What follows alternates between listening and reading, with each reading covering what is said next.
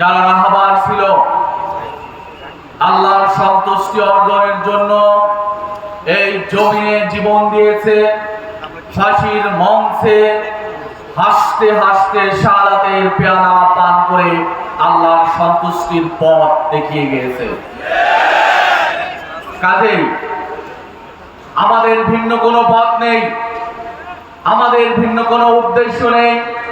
আমাদের উদ্দেশ্য, আমাদের চাওয়া পাওয়া শুধুমাত্র কেবলমাত্র আল্লাহ রাব্বুল আলামিনের সন্তুষ্টি।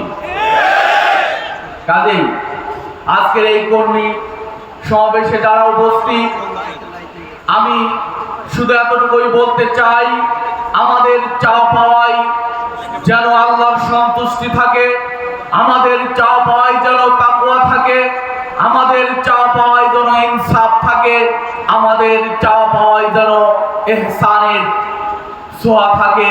তাহলে আমরা যে উদ্দেশ্যে আন্দোলনে এসেছি, আমরা সেই উদ্দেশ্য, আমাদের জীবনের যে চাওয়া পাওয়া, সেটা আমরা পরিপূর্ণ দেখতে পাবো।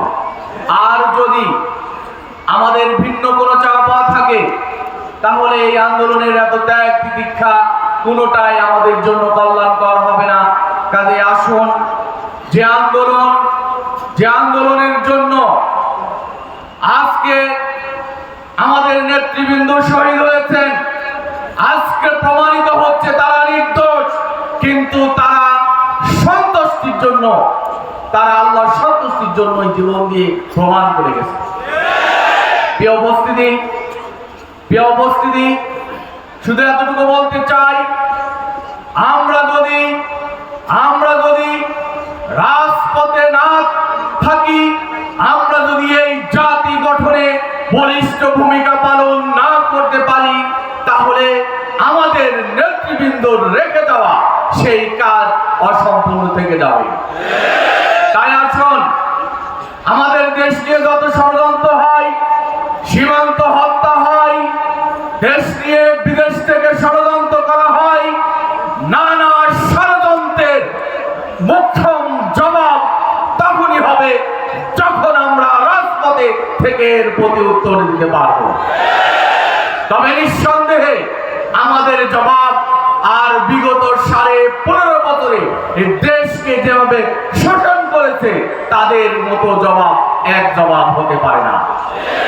আসুন, আমরা সেই প্রস্তুতি গ্রহণ করি, সমৃদ্ধ বাংলাদেশের, ইনসাফপূর্ণ বাংলাদেশের এবং সুন্দর জাতি গঠনে আমরা মাটি থেকে প্রস্তুতি গ্রহণ করার মধ্য দিয়ে একটি সমৃদ্ধ বাংলাদেশের স্বপ্ন মানুষের মনে এঁকে দেই। আল্লাহ যেন আমাদের সেই তৌফিক দান করেন। সবাইকে অসংখ্য মোবারকবাদ জানিয়ে আমার কথা শেষ করছি। বাংলাদেশ জিন্দাবাদ, বাংলাদেশ ইসলামী ছাত্র শিবির জিন্দাবাদ, জামাত ইসলামী জিন্দাবাদ। আসসালামু আলাইকুম ওয়া রাহমাতুল্লাহ।